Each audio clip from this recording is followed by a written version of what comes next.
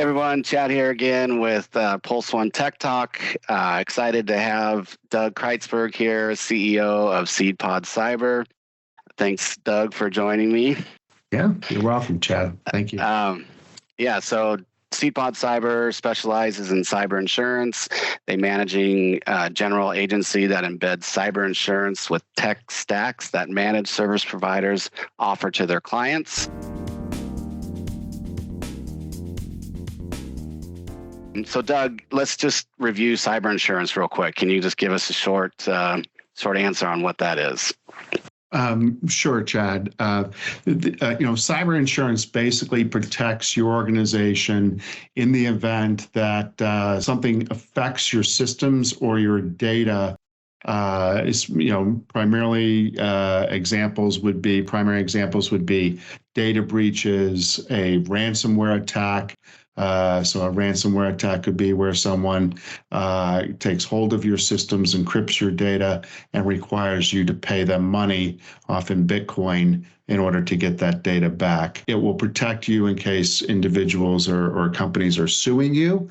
As an example, if they felt that their data was compromised. And it also protects you or covers you for the costs that you have to spend out of your own pocket to recover from these attacks. That's in basic what cyber insurance is. Why is it so hard right now to get cyber insurance? What's changed, and why is it so hard? Well, 4 years ago or so, to get cyber insurance, all you really had to do was provide the name of your company, the website, and perhaps answer questions such as whether you had a firewall in place. And the rates were relatively inexpensive.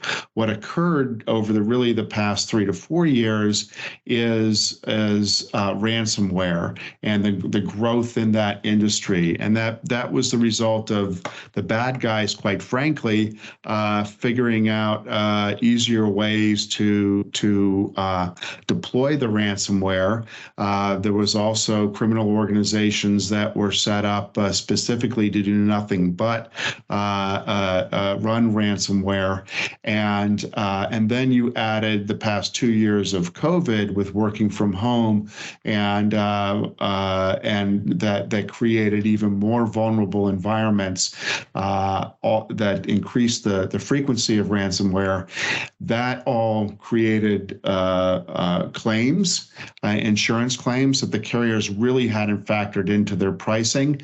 And what carriers do when they get a lot of claims is they increase the premiums, they reduce the limits, and they start asking us all a lot more tougher questions in order to try to determine whether or not they want to write you as a customer. So that's really what's occurred over the past few years. And cyber risk is one of those risks in which there is no real actuarial data to really define what that risk is. And of course, as we all know, that cyber risk keeps changing over time. So even if you think you know what you're looking at, it could be different, 9 months to 2 years from now. So it's a challenge in the carriers, and they're still trying to figure it out.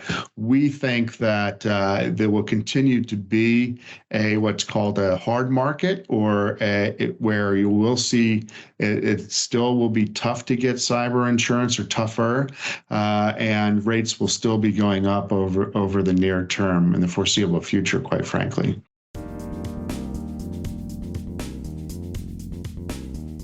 So, Doug, you have a unique offer. Clients are signed up with you, then the carriers know that the companies actually have the security controls in place, and then get discounted rates. So tell me a little bit more about that.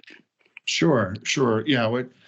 What I spent a little bit of time in cyber doing some consulting work in cybersecurity, really kind of more, I didn't do the heavy lifting. I had other people do the heavy lifting in it, but we were doing risk assessments of businesses.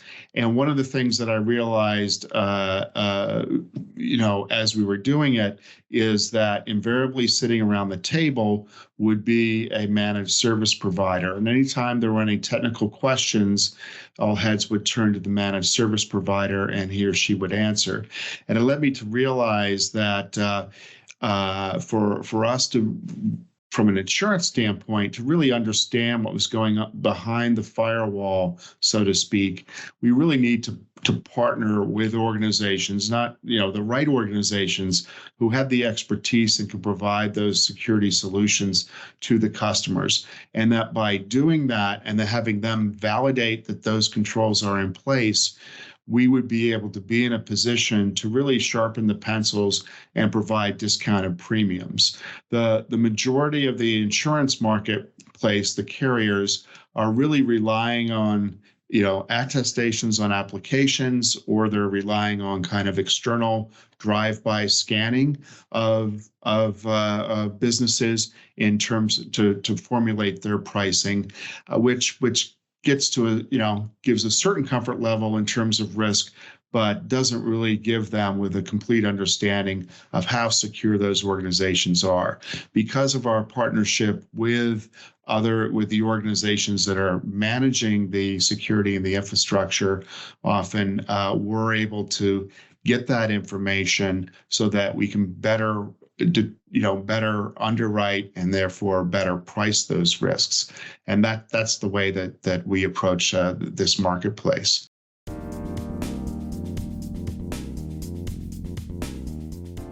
What does it take to be cyber insurable? These days it takes a lot more. You really have to, and I'll speak to the key criteria overall.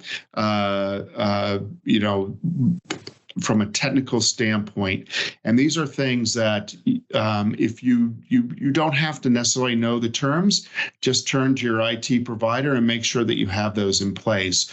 The one I guess that is probably top of mind to insurance carriers these days is multi-factor authentication.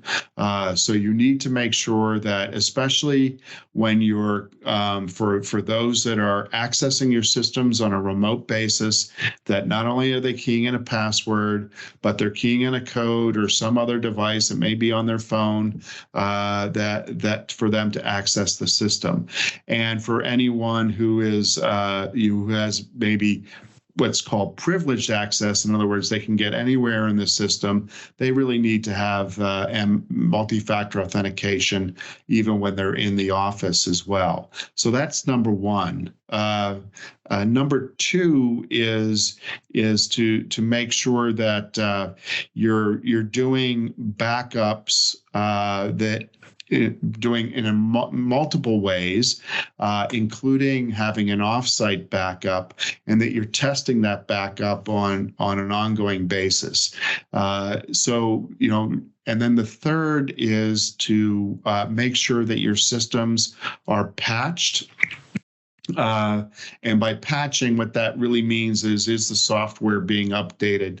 Many of you may get those little red dots on a gear or some icon somewhere, and it stays there for weeks and hopefully not too long. Well, that's basically the system saying, hey, we have a new update. We should really update that. So that's what should be done within your business systems as well here. The other component that the carriers are looking at is the presence of what's called endpoint detection and response, and basically these are software that's analyzing all the activity that's occurring on your laptop, on your servers, on your in some cases on your phones, to check to see if there's any what would be called anomalous behavior going on, and trying to stem that before it begins infecting the rest of your company. And then is the area of security awareness training alongside of the what's called phishing simulations. So the vast majority of the risks that organizations face and the carriers are concerned about, obviously, come through someone clicking on a link or accidentally sending an email out to people that they didn't think they were sending it out to, or in some cases, someone within IT misconfiguring systems. And so focusing on awareness training on and in a way that changes behavior is important, and testing that through phishing simulations is also important. So those are really the things that the core items that organizations should be looking at for them to be insurable going forward, and not to mention safe.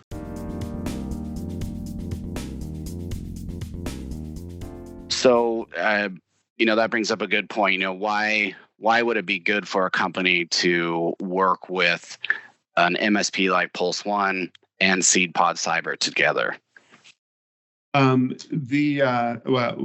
think a couple points. One is Pulse One can provide the business with the right tech stack to be for them to be insurable, and they have not just the tools, but they have the expertise in order to configure it in the right way and to really help set these organizations up for success from a security standpoint.